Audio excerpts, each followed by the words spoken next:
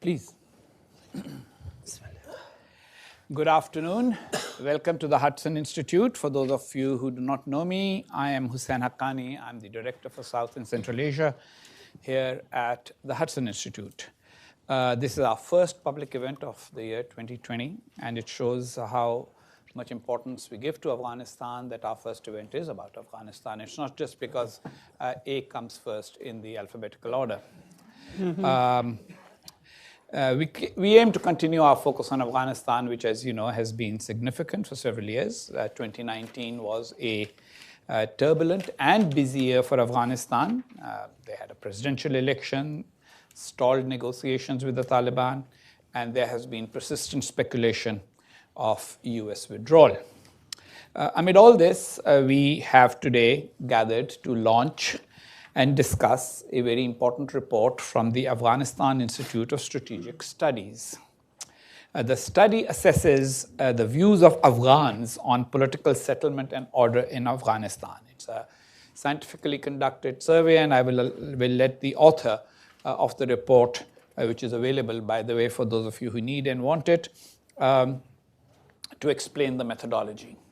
It is based on a survey of 1,500 respondents in 34 provincial capitals across Afghanistan.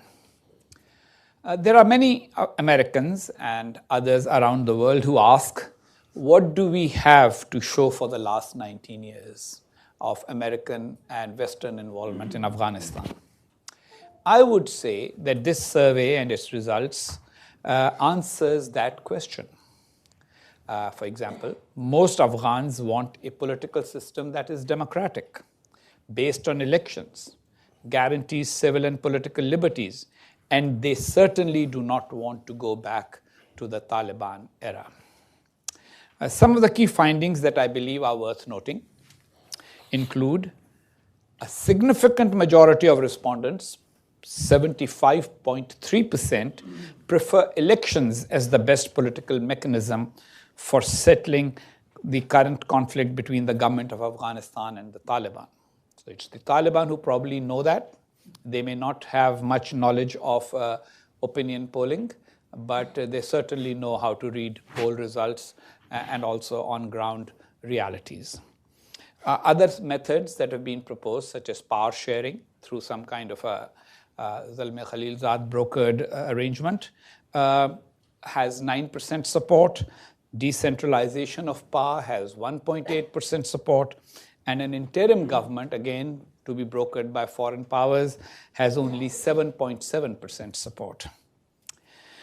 Despite their considerable dissatisfaction with their government's ability in providing security, most respondents prefer the post-2001 political system compared to the Taliban's emirate. 80% of respondents support the post-2001 political structure. 70% of respondents are clearly against a Taliban-style government, and the same number feel uncomfortable with the Taliban coming to power and the religious police watching their daily life. Now, these are interesting and important findings, and I'm sure that as we have further discussions during the course of our this afternoon, you will realize that the fact that a majority of Afghans also considers that a legitimate government requires bringing justice for war crimes. That's an important finding as well. And a lot of them, 78%, emphasize that a government comprising those involved in war crimes and the killing of civilians is not legitimate. So it's clear that the people of Afghanistan would like their political liberties to endure. The Taliban remain an insurgent group, and those of you who have attended previous events here would know at least my views, which are rather unequivocal, that the Taliban essentially are a foreign-supported insurgent group which would not have been able to last as long as it has done if it did not have a safe haven, and if the American and NATO forces had focused on eliminating the safe haven before fighting the insurgents. Since that wasn't done, we have had these 17 years of actually not a consistent policy, but 17 one-year policies that each president and his advisor of the day kept on introducing for Afghanistan. It's important in this whole process to also take into account what Afghans believe. And so for that, this afternoon, I have with me Professor Yaqub Ibrahimi, who is the main author of the report on this survey. He's a research fellow at the Afghan Institute for Strategic Studies and a lecturer in the Department of Political Science at Carleton University in Ottawa. Dr. Ibrahimi's current research interests include international relations theory, international security, fragile states and conflict analysis, with a special concentration on the Middle East and Afghanistan. He sits right next to me. Thank you. I have to take my papers. So please get your papers. This is your cue to get your papers. Next to him, of course, is Dr. Nazif Shahrani, who teaches in the departments of Anthropology, Central Eurasian Studies, and Near Eastern Languages and Cultures Department at Indiana University. Dr. Shahrani has conducted extensive field research in Afghanistan, Turkey, Pakistan, and Uzbekistan. And on the far right, not politically, just in terms of location on this particular podium, is Mr. Shoaib Rahim, who is a senior advisor at the State Ministry for Peace in Afghanistan. He has previously served as the acting mayor of Kabul, as well as senior advisor to the Minister of Defense. Mr. Rahim is a Fulbright Fellow, an Asian Society Fellow, and a Rumsfeld Foundation Fellow, and a Duke University alum. So let everybody around this panel go ahead and give their views on the report. You go first, Dr. Ibrahimi, with the findings and the methodology, which I'm sure the audience is curious to know about. thank you, Ambassador Haqqani. Thank you for the panel, and also thanks to Hudson Institute for hosting the launch of this report, and thanks for the audience for coming. When I was thinking of the research design several months ago on conflict resolution in Afghanistan, and I was listening to the debates on political settlement, I realized that in the heart of this debate there is a disagreement on the form of political system in Afghanistan. So I realized that the current war between the government of Afghanistan and the Taliban is mostly a conflict on the form of political order in a post-conflict in a post-conflict setting, rather than on control over resources or political power in Kabul, etc. Therefore, it was very important to connect the debates between the debates on political settlement with the debates on political order in Afghanistan. And it was not easy. It was not easy to do in one single research, but we tried our best. Both official statements by the government of Afghanistan and the Taliban shows that there's a clear political agenda in the heart of the war by both major parties to the conflict, i.e. the government of Afghanistan and the Taliban, having their own plan for the form of government. For example, the government invests to extend the current political system which emerged after the 2001 United States invasion of Afghanistan, which is theoretically based on a electoral democracy. And the Taliban propagates broadly their Islamic Emirate brand as an Islamic solution to the problem of Afghanistan. So this shows that the conflict is not only on the battleground, but it's a political conflict in the form of political regime for the future of Afghanistan. Therefore, without an agreement on the form of political system in Afghanistan, it is difficult to reach an agreement on conflict resolution. This means that the question how to settle the conflict is systematically linked to what type of regime the parties to the conflict are looking for, and whether there are a sign of agreement on that or not. So in this survey, I put these two questions together and asked the people of Afghanistan that what they think. What is the best political option for settling the conflict, and what they prefer as their ideal political regime for the country. So in the survey, there are three concentration areas. First of all, people's views on political regime. Second, first of all, people's views on political settlement. Second, people's views on political regime or political system. And third, people's views on political legitimacy. What type of government is legitimate for from the people's view? So, by political system, I put forward 4 mechanisms of settling the conflict. General elections that require the participation of the Taliban or the insurgent groups as political parties in the elections. Interim government, which is particularly in last months or a part of debates on political settlement in Afghanistan. Power sharing, that requires giving the Taliban a number of ministries or political offices in Kabul, and decentralization of power, giving the Taliban autonomy in the areas under their control. So of these 4 mechanisms, people preferred the first.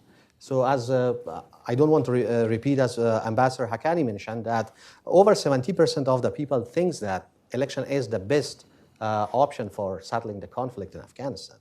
Power sharing receives only 9%, interim government 8%, and decentralization of power 2% support.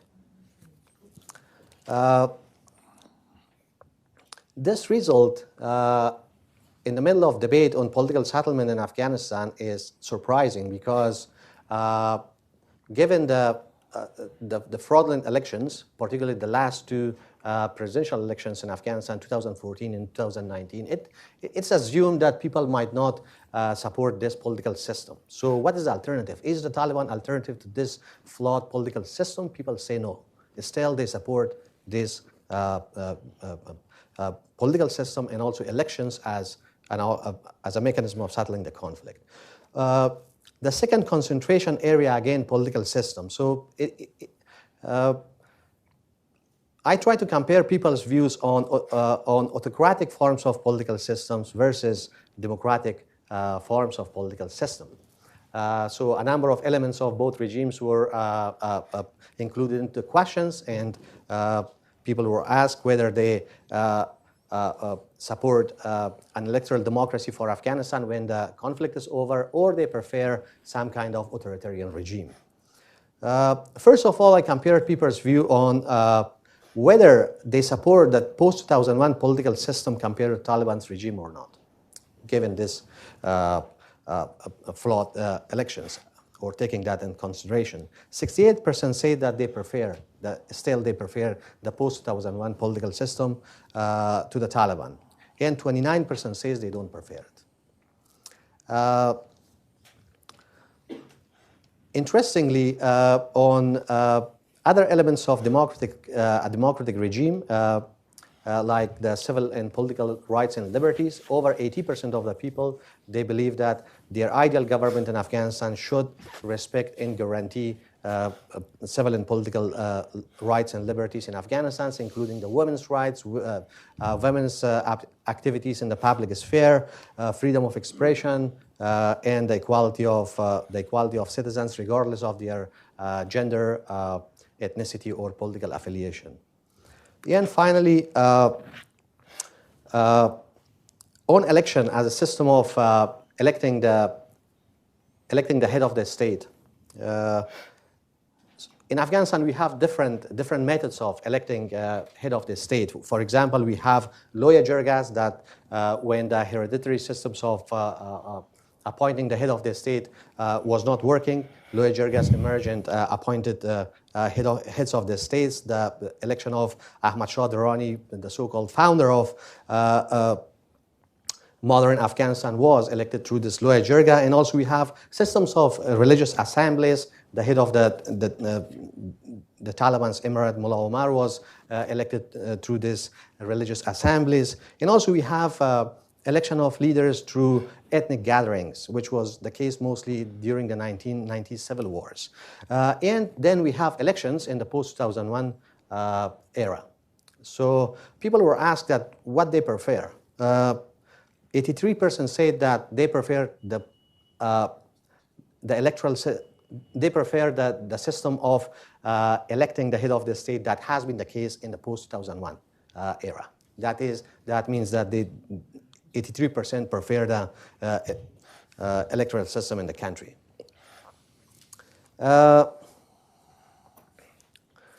And on political legitimacy, finally. Again, we compared people's views on whether election produce a legitimate government for Afghanistan or not. If not, then what mechanism would produce a legitimate government for Afghanistan? Again, does Loya Jirga produce a legitimate government in Afghanistan?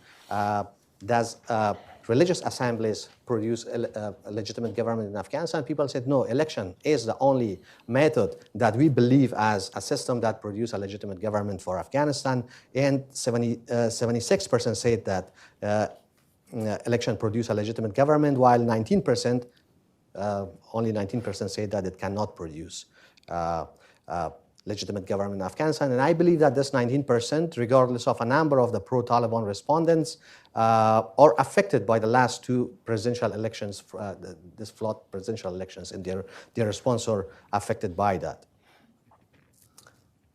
And finally, as Ambassador Haqqani mentioned, I also asked questions on the combination of a legitimate government, whether those accused of war crimes, whether a government comprised of those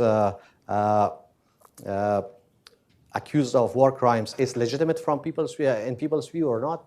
They said no. So 79% say that if war criminals are in a government, it's not legitimate in our view. Overall, just 1 minute and I'm done. So when these findings, I think, are significant for politics in Afghanistan. At the same time, it challenged the conventional wisdom on Afghanistan and Afghanistan people's political views. So the conventional wisdom suggests that because of the tribal structure of the society, elections and modern methods of electing the leaders or forming the government is not familiar for the people of Afghanistan. These methods are alien in the country, and this is one of the reasons that why elections not working in the country. So people don't know that. They rely mostly on tribal and domestic methods of political legitimation in electing the leaders. This finding challenge this conventional wisdom. It suggests that the people have practiced democracy in election in the past 2 decades, and they have internalized the system.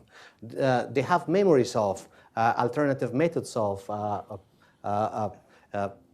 forming governments and systems of legitimation, and they think that when they think of this post-2001 electoral system compared to the memories they have of other alternative forms, it seems that people understand the system very well, and they, regardless of how flawed the system is, how has it failed to produce effective results and effective government, still people think that it is the only option forward for them. And at the end, I just want to mention that, of course, the findings of this research is limited only to people's views and provincial capitals. It does not reflect people's views in rural areas and conflict zones and also areas under the control of the Taliban. And I'm sure that a survey of those views and people beyond the big cities of Afghanistan is required to produce a comparative image of rural versus urban political view of the people on political system, political settlement, and political legitimation in Afghanistan. Of course, there are lots of details. I don't want to take others' time, and if there are any questions, we will discuss. And people have been given copies of the report so they can all read it. It's not too long, so therefore it's quite readable. Thank you very much. Dr. Shahrani. Assalamu alaikum and good afternoon. It's a pleasure to be here, and I would like to also thank the AISS and Hudson Corporation for bringing us here together to discuss a very important study. As I was driving, I think from Washington NPR, somebody was saying, Galileo said, only things that are measured could be managed. And if that's true, we do need measuring a lot of things in Afghanistan, particularly political issues in political culture. The unfortunate part of what this measurement shows is that when asked, what is the future of Afghanistan, the answers seem to be the same, is the past. And much of what this report really shows tells us, supposedly from the perspective of Afghans, they want the same thing. This brings us to really the definition of madness. That they keep doing the same thing and expecting different results. It's not going to happen. I think perhaps we need to ask different kinds of questions. And also, one important result of a study like this is the lack of appropriate political education in the country. Why everybody seems to think that election is the only legitimate means for choosing political heads of state or anything else? Because this is what the system has been talking about for the last 18 years at least. And we could have, in fact, done something better to educate the people of Afghanistan in a way where they could have come to understand they do have alternatives. The system of centralized authoritarian regimes that we have had for the last century plus is not the only available alternative, or decentralization, which nobody really knows what it means. Often they equate that with federalism. Federalism, again, a system of governance. It's a system. It's not, nobody really talks about its principles. It's about structure. And they immediately, because, again, President Karzai and others publicly have opposed anybody who thinks of federalism is essentially, what is the term, that unpatriot. He has said this publicly in front of microphone, that anybody who thinks of federalism is essentially, should be recognized as unpatriotic and not acceptable. So there's plenty of education, as it were, about the ills of one form of decentralization that is known in the country, and that's federal system. But nobody has really asked the appropriate question as to whether people of Afghanistan, instead of being decentralized, would they like to govern their own communities? What if you ask the question in terms of community self-governance? Would villages like to, which already they're doing it anyway, would like to govern their own affairs themselves? If they do, would they like to also govern their own districts? Would they like to also govern their own provinces? You will have and I'm sure if you ask this question differently, you'll get a different kind of answer. And of course, the election principle will be still there. Would you like to elect a head of your village, which they do, they have done for ages? Obviously, often those elections have been manipulated by the center. Center has been always part of the problem of Afghanistan and cannot be part of the solution in Afghanistan unless it's reimagined, restructured, and remanaged. We have serious issues that we cannot continue to make the future of Afghanistan reflect its past in a mirror. That has been done enough. It's not going to work. And in my judgment, the way that the survey has essentially started its work is ethnic politics, the role of ethnic politics in power sharing in Afghanistan. This itself is part of the problem. Politicization of ethnicity started in the 1980s Earlier, it existed in the monarchy era, and it got maybe a little worse during the communist regimes. But it got even worse in the jihad era, because the jihad era was also manipulated, or ethnicity was manipulated by Pakistan to create ethnic-based resistance communities and resistant groups. And 2001, the Bonn Agreement officialized and essentially give it a stamp of approval. And then it got constitutionalized, more or less, in 2004.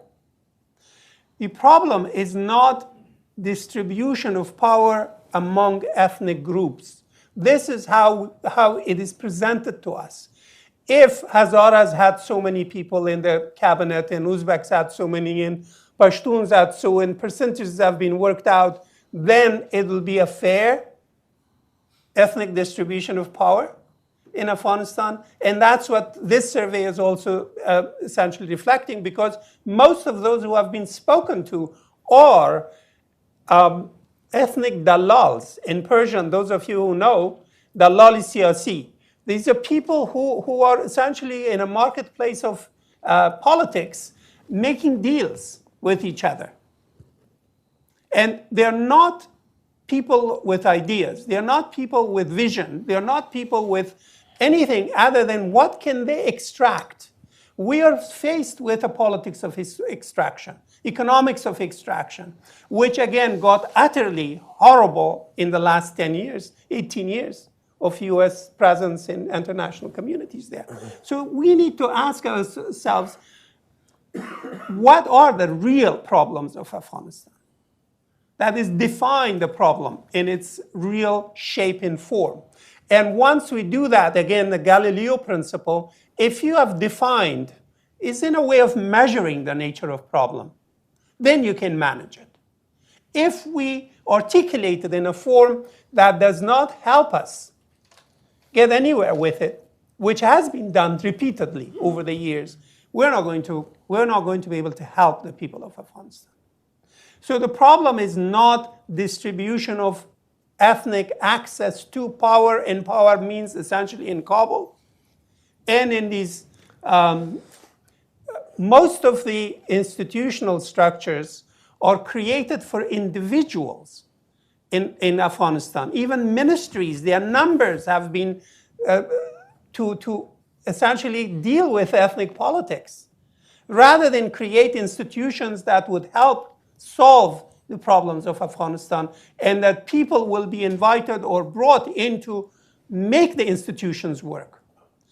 Just 2 nights ago on either Tulu television or TV1 that I watched the news, some gentleman who had been the, Mushawiri Arshad, the senior something, who was there, they created an entirely new institution for him to head. That did not exist. You go and look at the government structure today in Afghanistan, and I guarantee that you would find many, many institutions that were created for individuals. Our problem is person-centered politics in the country.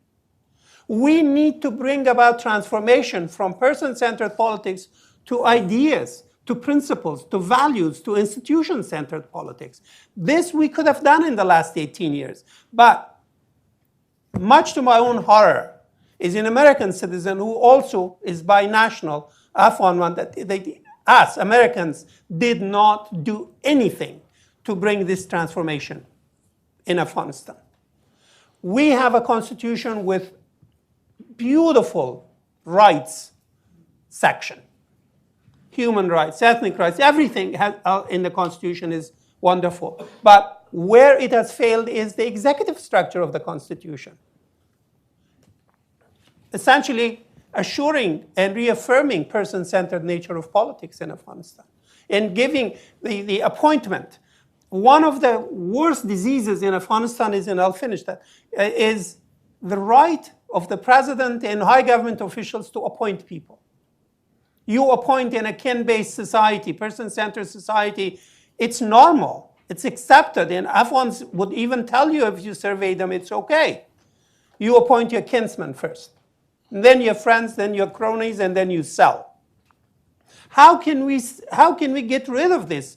Only by getting rid of the rights of appointment. And the only way it can be done is through recruitment on the basis of skills. And you have to not only create these presidents have created another institution at the center for recruitment. That's no recruitment. Recruitment needs to be done by the offices themselves, the people that they need, and the talent they require, not appointment by somebody from Kabul. And there are many other real issues that the country is faced with, and certainly these kinds of surveys help us, but I think we need to also start educating our own public in a way through media that is all now pervasive, to imagine an alternative ways of governance, and that governance can be decentralized by defining the functions of central government and identifying what they are. And I have published on this list of various things, but more importantly, allowing for community self-governance at all levels, the village, district, province, and also national. And that we need to reimagine both vertical structures of the government, but also the horizontal ones. Without that, we're not going to be able to really change anything in the future of the country, except to repeat the same madness of the past. So I'll stop there, and maybe we'll have good. Of course, one takeaway that I have from your remarks, which we can discuss later in the course of the discussion, is that somehow the US exported its own political experience of having an executive-centered system, although there is a system of checks and balances, which some would argue is not working very well or doesn't always work very well, and the spoils system, where the people who are elected to high office end up appointing a lot of people, and that does not sit well with the current situation in Afghanistan. If anything, it actually ends up creating disruption in the ability of the government to provide the services that the people need. We will come back to that. Mr. Rahim, your turn. And I hope you will address the element of the survey that talks about who is the impediment to a peace settlement, because I think that both Dr. Ibrahimi and Dr. Shahrani actually did not cover that aspect. All right, I'll try my best. Thank you very much. On behalf of the State Ministry for Peace of Afghanistan, I'd like to thank Afghanistan Institute for Strategic Studies for this national survey. I think the survey is far more crucial than we give it credit. Once it'll play into a lot of the decision making, and I hope it does. And I'll also like to thank the Hudson Institute for the platform of launching this survey. What I'm going to talk about related to the survey is trying to give a bit of context to what these figures actually mean, what these answers mean, and what kind of underlying narratives they support or undermine. And I'm going to try to answer the question in the next 8 minutes, 9 minutes, which I have. What shapes the Afghan narratives on peace?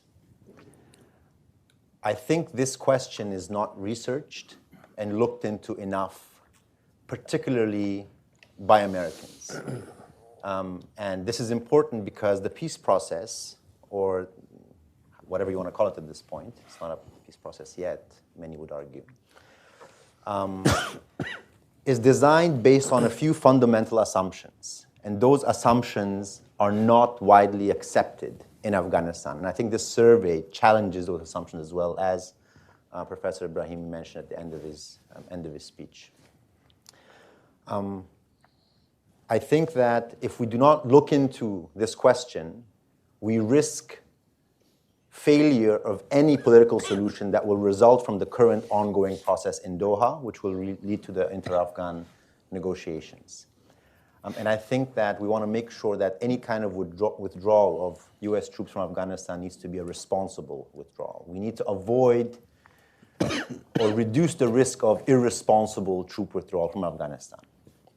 I think what shapes various Afghan narratives on peace? I think there are three major reference points that shape the various narratives within Afghanistan. There are some minor ones, but I think these three are the most important. The first one is the new Afghanistan, which is from 2001 till the present. The second reference point is the Bonn process, which is from December 2001 till about 2004, after the Constitution was ratified and we held our first presidential elections, and the various interpretations of the Bonn process, because people learn different lessons from this process. And third, last but not least, is the Geneva Accords of 1988, which essentially set the stage for the withdrawal of the Soviet Union's troops from Afghanistan. So on the first issue of the new Afghanistan, 2001 to present. So what makes the new Afghanistan different? I think three fundamental characteristics make the new Afghanistan different from before. First is how the head of state is elected. For the first time in our country's history, the head of state is directly elected by the people. This essentially, by design, shifted the center of gravity of power from the elite to the masses. That was at least the intention. And what this did was this activated the masses and the population, regardless of how flawed the system was, regardless of the level of corruption, regardless of the disputes. The conversation of power included the general population for the first time in our history. And I think this in essence, changed the nature of politics in Afghanistan, and this needs to be recognized. Second is greater regional and international exposure. Our country has never been as exposed to various value systems, never has had the opportunity to educate ourselves and our families as before. And so what this has resulted in is it has resulted in the creation of more relevant social and political values, more in line. We're catching up with the world. We were more isolated, now we're more exposed, so we're trying to adjust and align ourselves. Third is the issue of rights and civil liberties. Now, regardless of the level of conflict and crime in a country, whether the state and the constitution and the laws by design protect certain rights or not is a new idea in Afghanistan. And the constitution, with its pretty words that Dr. Shahrani mentioned, those pretty words did not exist before. And so people complain and are frustrated about the lack of law enforcement, the weak nature of the state being able to secure those rights. But in essence, we recognize the significance of those laws being there. So these three traits have resulted in a new Afghanistan. And in a new Afghanistan, which answers questions of this survey very differently and challenges the conventional wisdom. So this has led to a narrative on the peace process that you cannot reverse this progress. This is one of the biggest things that the new Afghanistan is saying. We will not accept a reversal. We want progress. We don't want to go back to the Taliban days or the old days. I'd also like to say that it is my belief, and it is our belief, that this narrative is not urban-centric. It is much wider in the rural areas of Afghanistan than many would like to claim. And I would also welcome surveys extending to rural areas to demonstrate this. The third and most important part of the narrative of the new Afghanistan on peace is the issue that the Republic is the provider and the guarantor of our civil rights. And so protecting the Republic and the survival of the Republic becomes a key feature of the narrative that exists. Unlike the Loya Jirga or other religious methods, which the survey also alludes to. The government and President Ghani's narrative on peace is built on the new Afghanistan. Number two, the Bonn process from 2001 to 2004. So what the Bonn process essentially did was it hit the reset button. It hit the reset button, and it was designed to allow for a transition from chaos and conflict to order and some sort of a political order, regardless of how one feels about it. Because the Taliban were defeated, they were not sitting on the table, and the Mujahideen, headed by President Rabbani at that point, agreed, and for the first time peacefully transferred power to President Karzai under this Bonn process.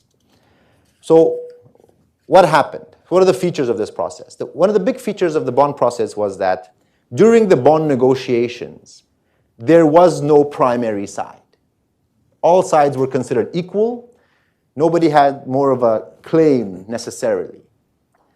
Two, everything was up for grabs. No constitution, no previous army, no previous international treaties. They were bound by nothing. And so they got together, and whatever came out of that process shaped the new political environment and realities of the country. This is why this narrative is very heavily favored by the Taliban. That's why they say, like, we are not going to talk to the Kabul regime, or even after we signed the Doha Agreement with the United States government, we will talk to the Afghan government as one of the parties among many. Because this narrative is taken from how Bonn was designed. And surprise, surprise, the political figures who benefited from the Bonn process also prefer this. Because now this is an avenue to gain more relevance and to make sure they come back in the limelight. So the Bonn process specifically shapes a lot of the political posturing of political figures, particularly non-government. And I think this needs to be studied a lot. But the general population is against this narrative because of the very same features. Because it undermines the gains of the past 18, 19 years, the constitution, everything is up for discussion, and the new Afghanistan is not comfortable with that. So this is where you have a clash. The third reference point is the Geneva Accords of 1988. A colossal failure in the eye of Afghans. A failure which essentially meant that the two major signatories, which was Afghanistan and Pakistan, witnessed by the United States and the USSR, Ambassador Haqqani would know this far better than me, the agreements were reneged. They were not upheld. And essentially what it meant was, the Geneva Accords 1988 was an irresponsible process. The design was flawed. It did not secure a smooth transition of power. It created a vacuum, and it led to the eventual collapse of the state, and civil war ensued, and we all know the rest. So the Geneva Accords drives a lot of the public pessimism on current US efforts. People draw parallels. And unfortunately, when we see signs that are similar to the negative elements of the Geneva Accords, people do not trust those measures. I think that President Ghani, one of the comparisons that is drawn is that President Ashraf Ghani is compared to Dr. Najibullah of the time. But I think that comparison is flawed because a lot of the decisions being made is to avoid a repetition of what Dr. Najib went through. So in the end, what is my appeal? My appeal is that the brilliant minds in this room, and anybody potentially watching, research these reference points to try to understand why people of Afghanistan feel the way they feel about the peace process. And I think that the conventional wisdom on Afghanistan is not good enough.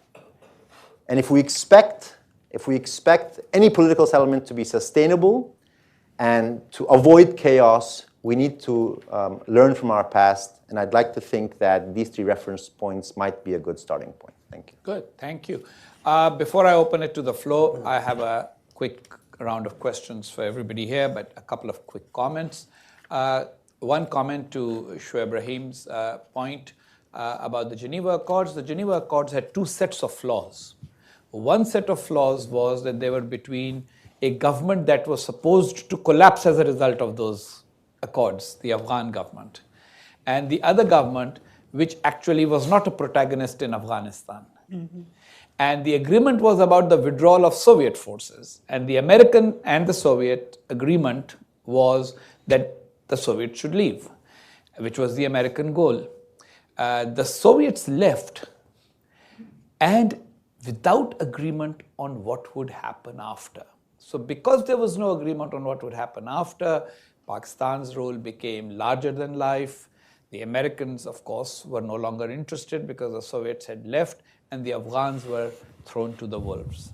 So 2 sets of problems. What was agreed upon could not be implemented because those who were formally agreeing upon something on that were not necessarily the parties. The Mujahideen were not a party, Pakistan was.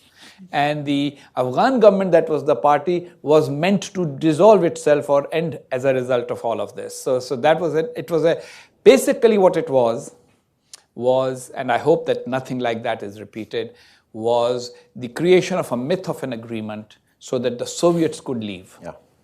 And so if the same thing is done so that the Americans could leave, peace will not come to Afghanistan, and it will still have implications because it will come back and bite all parties concerned. Because after all, one of the consequences of the civil war in Afghanistan was the war in Chechnya and the Soviet Union, erstwhile Soviet Union, and in Russia subsequently, because many of the Chechens ended up fighting in Afghanistan. So these things are interlinked, and people in this town right now are in a strange mood.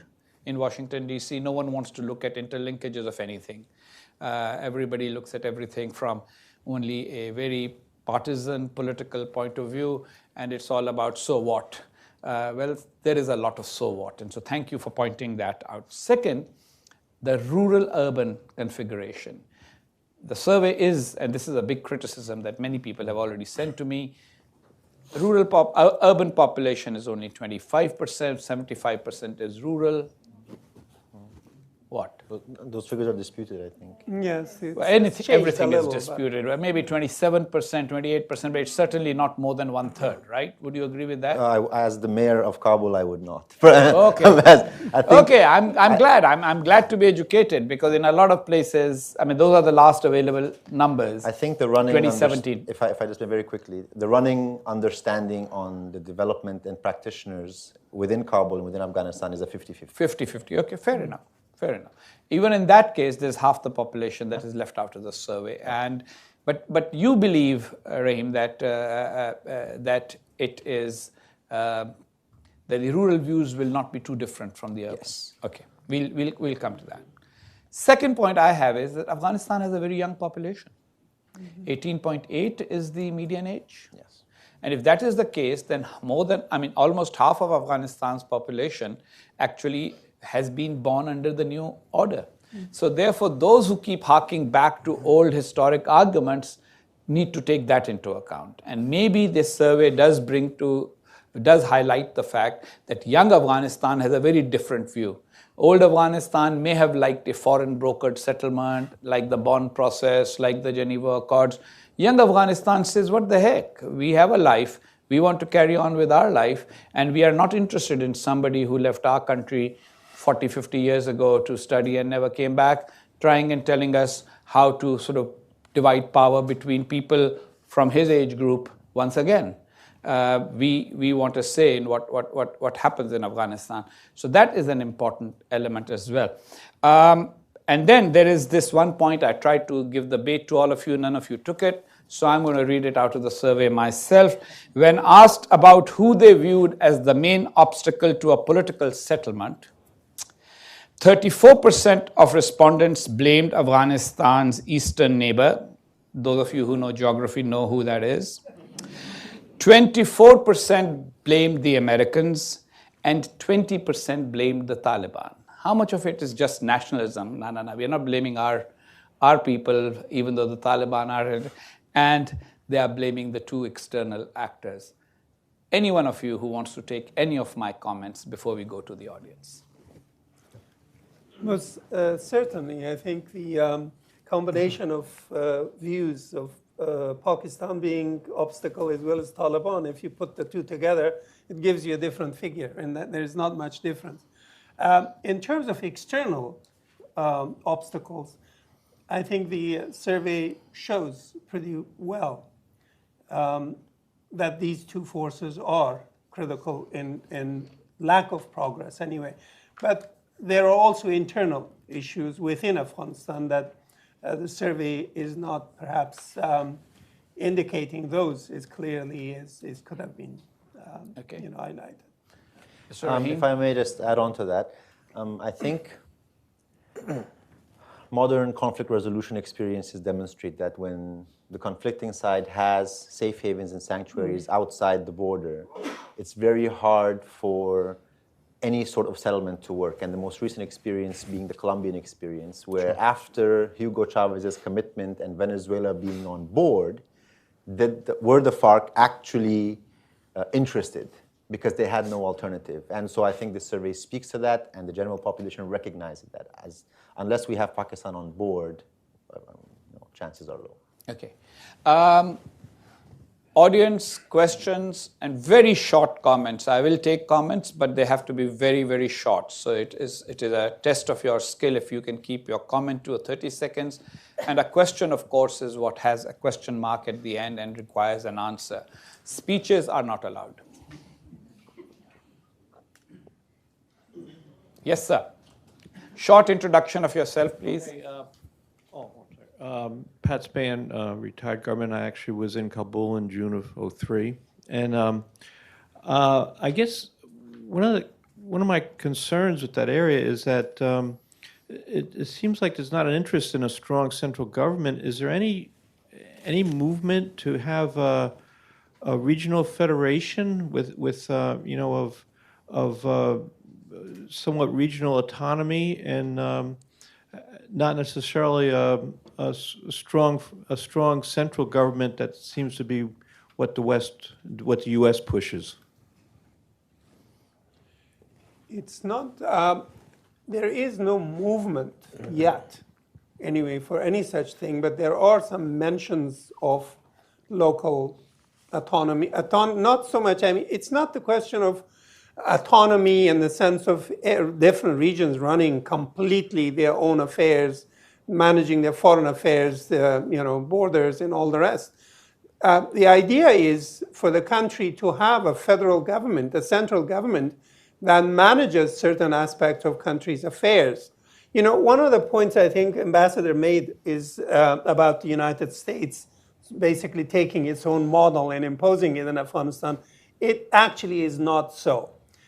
America's governance structure from outside is misunderstood for the most part because the only thing they see is what Washington does. Yeah, they don't see local government and they don't see state government. This country is run on the basis of community self-governance. Every community governs itself domestically. If America, in fact, had taken its model, and this is something that we don't do, and we should be doing, we should be pursuing that, Shahrani, then we would have a different kind of structure. Isn't an impediment to that in Afghanistan a lack of local or indigenous resources? I mean, for example, the American model of local self-government is also every government more or less funds itself. So considering that after the collapse of everything, which result, and especially after the end of the Taliban rule, there was definitely a very small base from which one could collect taxes. So therefore, to have, so isn't that one part of the problem? There can be a solution. That is, yes, we are essentially relying on external sources to run our government.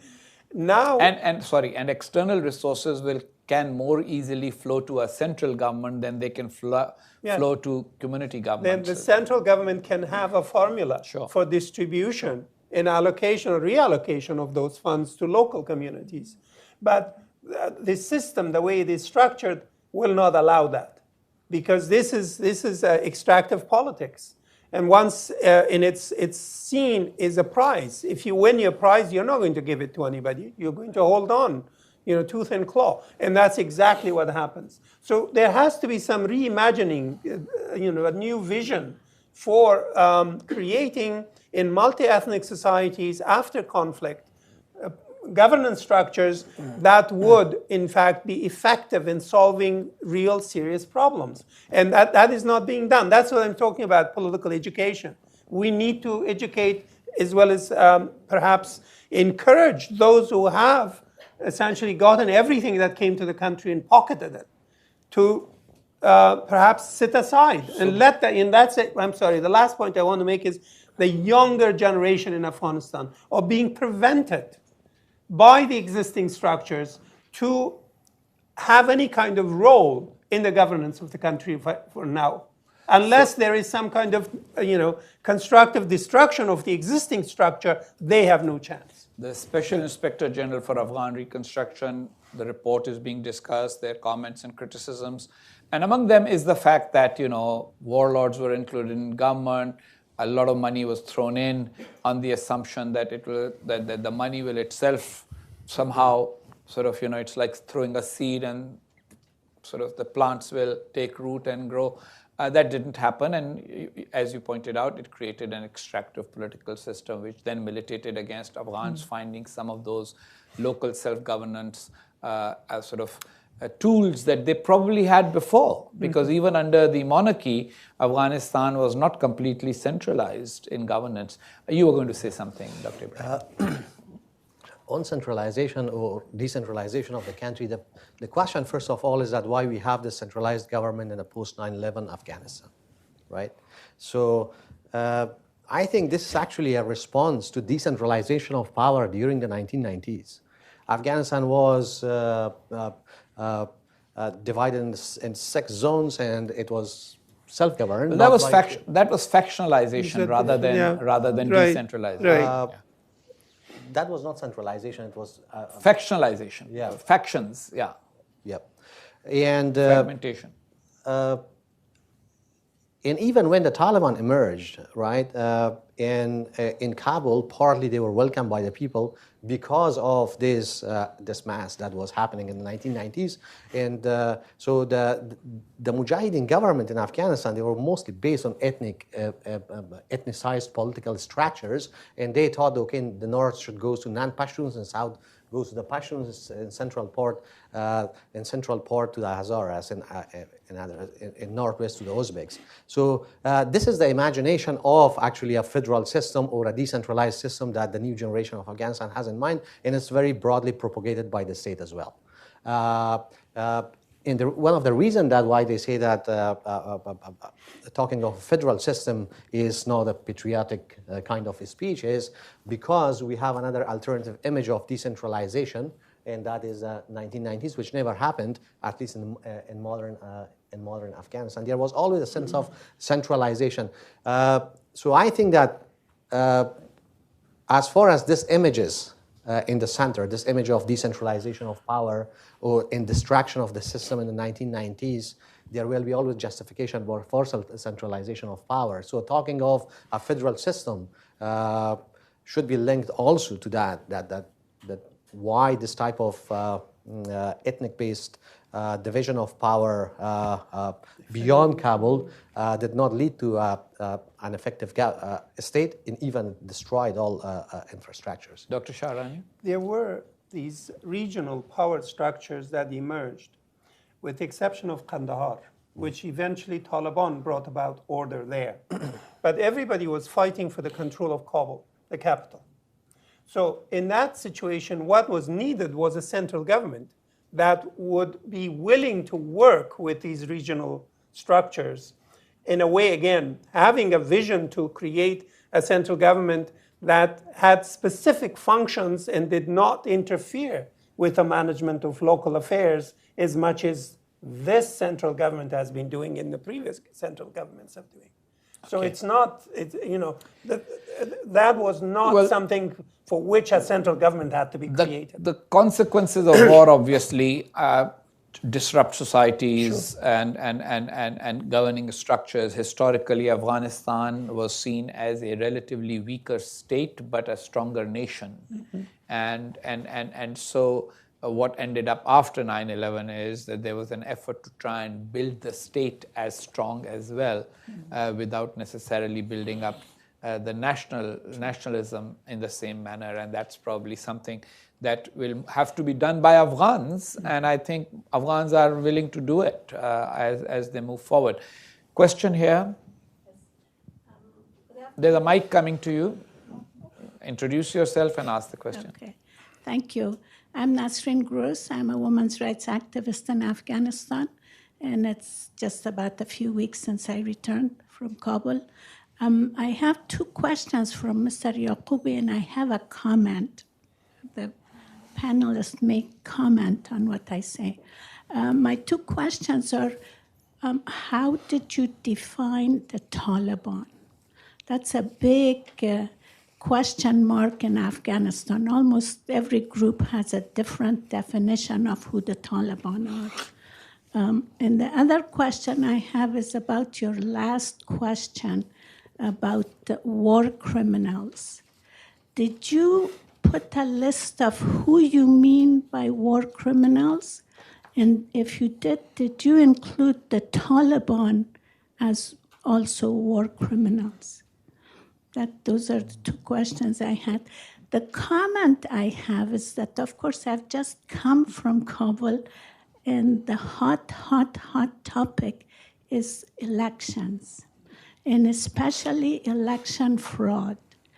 And most Afghans that I know think that if you bring another government, elected government based on fraud, whatever peace agreement you come up to, you have actually cut off the 2 feet of that peace process.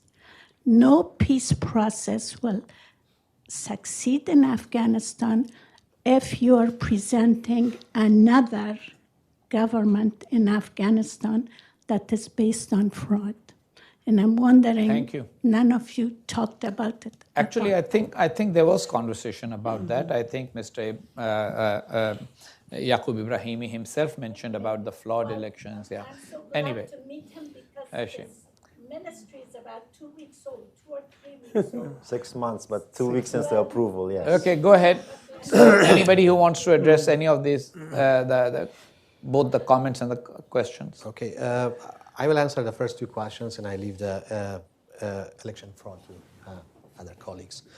On the definition of the Taliban, so there is a methodological chaos on since the 9/11.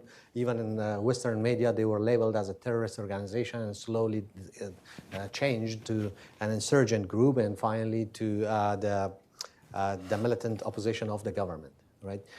In this survey, my approach is that it's an insurgent group that commits terrorist actions in insurgent operations. They have cross-border sanctuaries, and they have a clear agenda for taking the autonomy and power in the country. On war criminals, yes,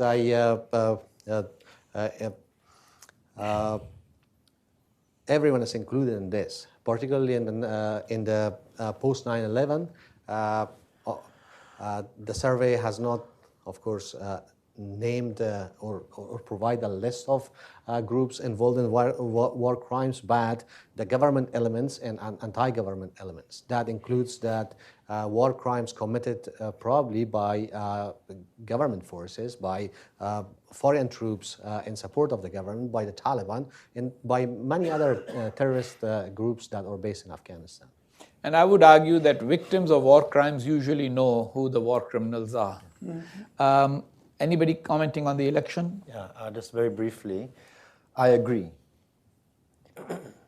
A government with a weak mandate will have a tough time reaching a political settlement. That's a given. But we have to look at what our options were. The discussion before President Trump's September 8th tweet calling off the peace negotiations in Doha, the discussion was whether or not to hold the presidential elections. Now, your argument in that scenario would be extended. Without an elected government, regardless of the percentage of participants, we would essentially downgrade the state to the level of the Taliban. You would have no leverage. You would have no legitimacy. So the fact that elections were held, voter turnout was low, different people have different reasons for it, but the parliamentary elections just held about 7-8 months ago before was extremely disputed. It hurt public trust. But the comparison is between compromising the election, having a non-elected state versus having an elected state. But I completely agree that the stronger the mandate is, the higher chance of delivery from the state. But I think I would say that while that is a good answer, it's not a completely satisfactory answer for the simple reason that the question that the mandate that is not legitimate is a different subject than a weak mandate. A weak mandate is not enough people showing up to vote. A question of legitimacy. So I think that there needs to be some political consensus in Kabul about what constitutes a legitimate mandate. And I have been talking about that to my friends in Kabul for ages, that you have to figure it out. But I guess certain things take a much longer time to figure out than others. There are a few people who have questions. You may come back to your That's point fine. after I just that. want to make a point. Right here, and then I'll come to you in a minute. First here, right here.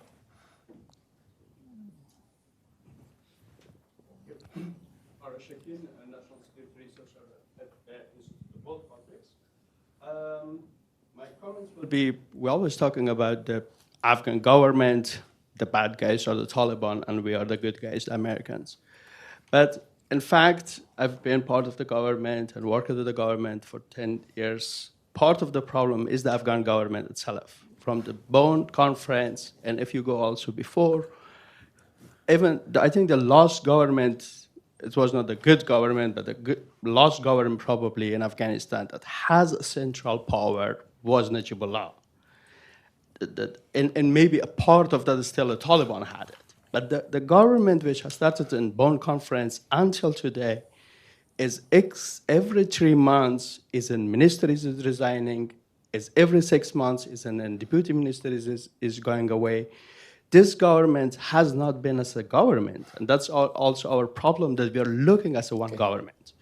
My question is another one, and I'm sure that Shoaib maybe not going to answer this, but at least others. We're going with the communication with the government, with the Taliban. Let's say their peace process is approved and they are coming into the government. Their position is not like a Gulbuddin to come in Kabul and just go to the Tulu news and talk and have only 2 bodyguards. They wanted something more, including the change of form of the government. Are we agree on that? And what our borderline is to change the current form of government to the Taliban? Well, I think that the survey shows very clearly that the overwhelming majority of Afghan people do not want a change in government. And I think that will be a strong sticking point. Usually such negotiations about, grievances of insurgencies, etc., are addressed, but nobody actually ever negotiates to say, okay, we will stop existing as a state and a government. The Taliban's view is a very different view of what they want. And I don't think that is acceptable to anybody who is not Taliban themselves. But any of the panelists who want to say anything about it. Ibrahimi first, Shahrani. I think there is a very clear point in making that distinguishing between the Taliban and any other insurgent group who had fought in the past or will fight in the future, and that the Taliban do not want to come to power in this system or be part of it. Of course, what they want is they want to change the game. They want to change the rule of distribution and balance of power in the way that the government emerged So this is fundamentally different than what Hikmatyar said. What Hikmatyar was up to. Or anybody else, not only just Hikmat, anybody else. Usually people feel that they have been excluded from the power structure and they want to come. Yeah. They don't want to come into the power structure. They want to change the power structure and the very concept between an emirate and a republic, or for that matter. And the people don't want it. And the people certainly don't want it. Yeah. You can also address the earlier point that I stopped you from making at that moment. Well, I just wanted to bring the Afghanistan papers and its implications to the question that you've raised. It's not Afghans who have the privilege of making decisions about what their future political system will be. External forces have tremendous power in doing so. And part of the problem is the existing government for the last 18 years.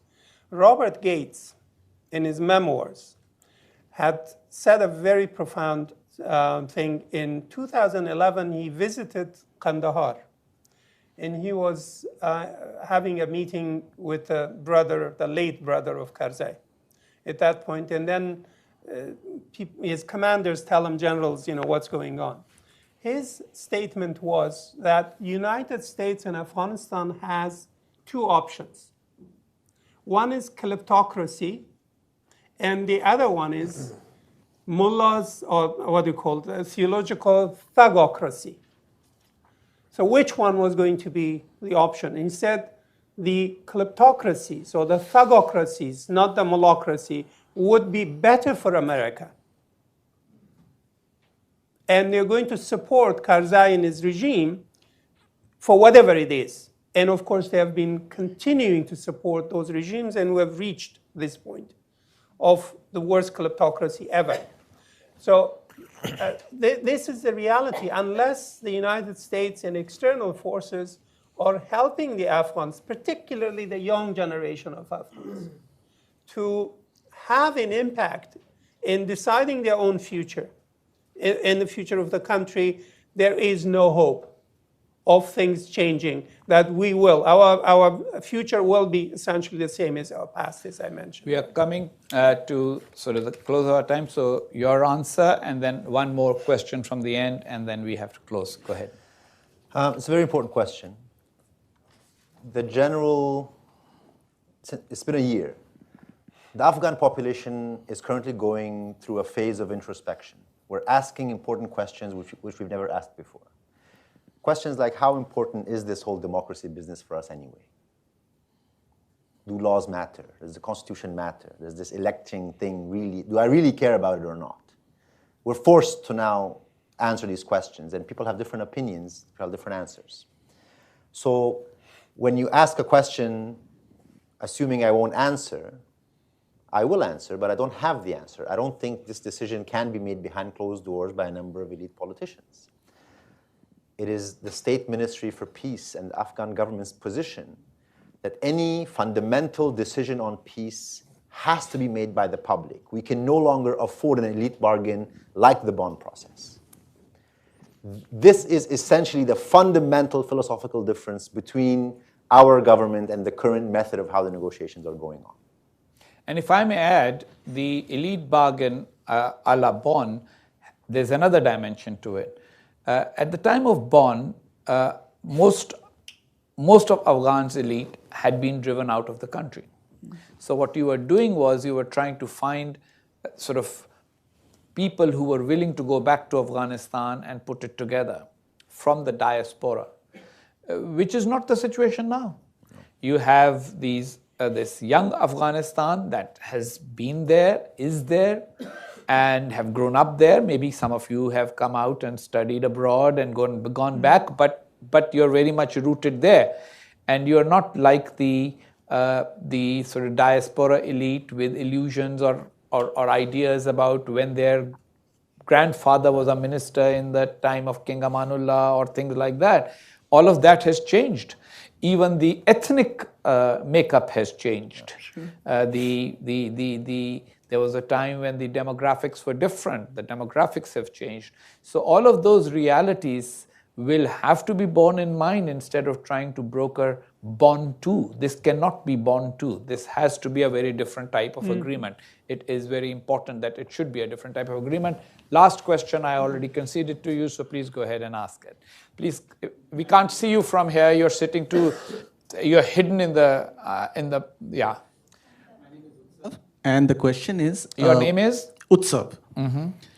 How are we going to ensure, and anybody can answer this, that post-peace process, and once there has been a decentralization, as we are looking at it, Afghanistan or parts of Afghanistan will not return back to the pre-2001 era where radical Islamic groups will be finding safe havens for their global agenda?